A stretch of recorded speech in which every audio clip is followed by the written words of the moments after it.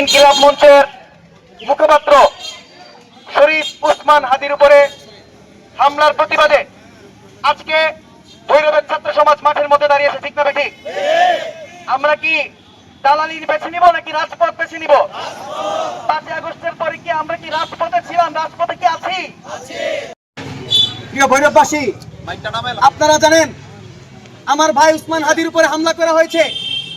এই হামলার জবাব আমাদেরকে রাজপথ থেকেই দিতে হবে, ঠিক না ঠিক?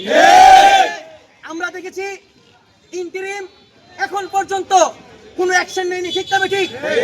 আগামী 24 ঘন্টা অ্যাকশন দেখবো, অ্যাকশন। এই আওয়ামী লীগের খানকির প্রদেশ সভাপতি ভাইকে বলাইতে হবে।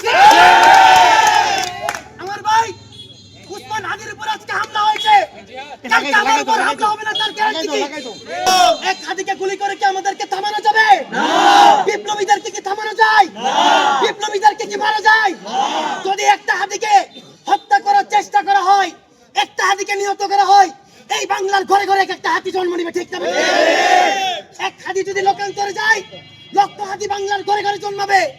আমরা জানি এই বাংলার জমিন বিপ্লবীদের জমিন, ঠিক না ঠিক? এই বাংলার জমিনে বিপ্লবীরা ছিল, বিপ্লবীরা আছে এবং বিপ্লবীরা থাকবে ইনশাল্লাহ। যদি কেউ মনে করে আমাদের রক্তের উপর দিয়ে আওয়ামী লীগ এই দেশের মধ্যে আবার পুনরায় প্রতিষ্ঠা করবে, তাদের বিরুদ্ধে আমাদের অ্যাকশন হবে, ঠিক না ঠিক? আমরা যে টাইম দিয়ে দিয়েছি আগামী 24 ঘন্টার মধ্যে সরকার যদি কোনো অ্যাকশন না নেয়, আমরা সরকারের বিরুদ্ধে অ্যাকশন নেব, ঠিক না ঠিক? এই সরকার আসার পরে কি হয়েছে আমি জানি না, কিন্তু দেশের পরিস্থিতি ঠিক নাই।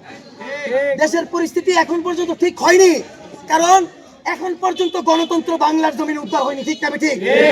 17 বছর যে গণতন্ত্র বাংলার জমিন থেকে হারিয়ে গিয়েছিল, এই গণতন্ত্র যদি ঠিক করতে হয় এবং আর কারো উপরে হামলা না আসার দৃশ্য যদি দেখতে চান, সবাইকে যদি সেফ রাখতে চান, আমরা যে নির্বাচনকে বানচাল করার জন্য দেশের মধ্যে আওয়ামী লীগ এই ধরনের ঘটনা ঘটাচ্ছে, আমরা সেই নির্বাচনকে যে কোনো ভাবে সফল করবো ইনশাল্লাহ।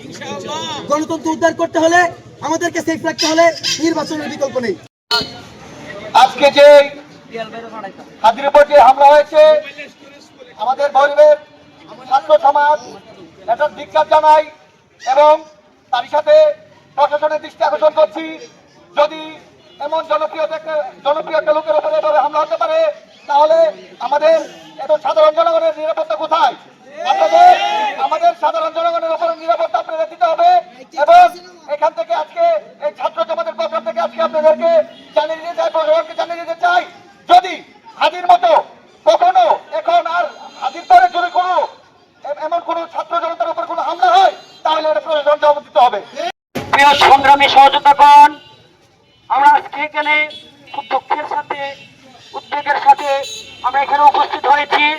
আমাদের সেই জুলাই গণঅভ্যুত্থানের সহযোদ্ধা, সেই ঢাকার রাজপথ যার স্লোগানে কম্পিত হতো, সেই আওয়ামী লীগের দূষররা যার একটি স্লোগানে, যার আওয়াজে পালিয়ে যেত, সেই শরীফ উসমান হাদি ইনকিলাব মঞ্চের মুখপাত্রের উপরে অতর্কিতভাবে গুলি করা হয়েছে।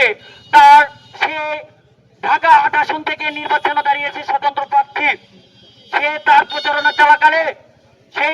চলাকালীন সময়ে তারপরে দুর্বৃত্তরা গুলি করেছে।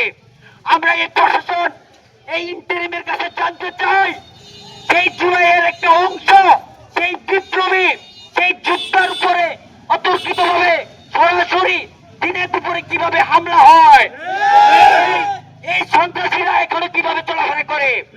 আমরা দেখতে পেয়েছি 5 আগস্ট পরবর্তী সময়ে আমরা প্রতিনিয়ত রাজপথে অবস্থান করছি। এই যে অতর্কিত হামলা হচ্ছে, কিছুদিন আগে বিএনপির এক নেতাকে হামলা করা হয়েছিল চট্টগ্রামে, আমরা দেখেছি।